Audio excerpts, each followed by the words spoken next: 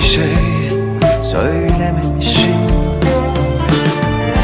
Eğer her şey bitiyorsa bitsin artık yokluğunda.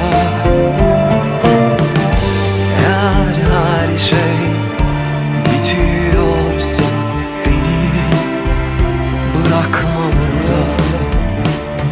Çocuklar toplanıp gittiler içimden.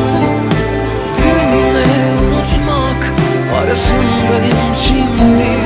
Sen yoksun inan, bir tek sen lazımken bir ses ver, yapma burada, bırakma bizi. Çocuklar toplanıp gittiler içimden. Dünle unutmak arasındayım şimdi. Sen yoksun inan, bir tek sen lazımken bir ses ver, yapma